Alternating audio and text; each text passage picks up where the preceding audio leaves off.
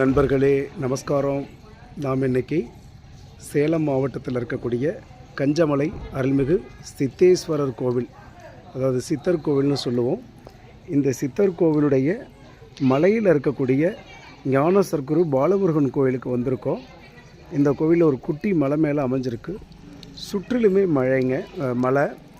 அந்த மலையில் பாருங்கள், நல்ல ஒரு ராஜகோபுரம் கட்டி ஒரு அற்புதமாக தங்க குடிமரம், மயில் மண்டபம், முன்னாடி சேவர் கொடி எல்லாமே இருக்குது. இந்த கோவிலில் பாருங்கள், ஐயப்பனுக்கு தனியாக ஒரு சன்னதி வச்சுருக்காங்க.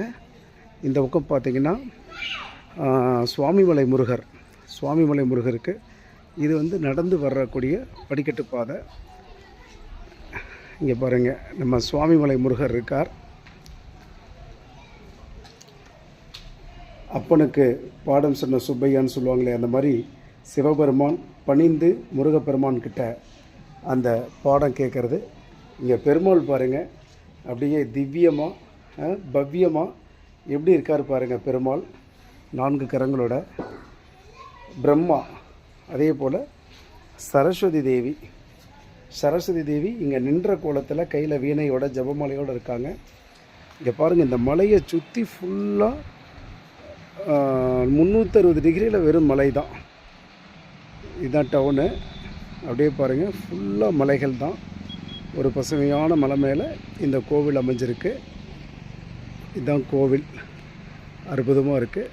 சுற்றியும் மலை. இந்த கோவிலில் ஞான சர்க்குரு பாலமுருகன் அப்படின்னு சொல்லி முருகப்பெருமான் தனித்து காட்சி தர்றார். இங்கே நிறையா சித்தர்கள் இரவு நேரங்களில் வழிபடுறதா ஐதீகம்.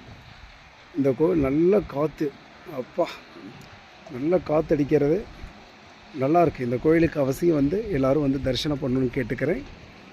ஞான சர்க்குரு பாலமுருகன் சுவாமிக்கு ஜெய்.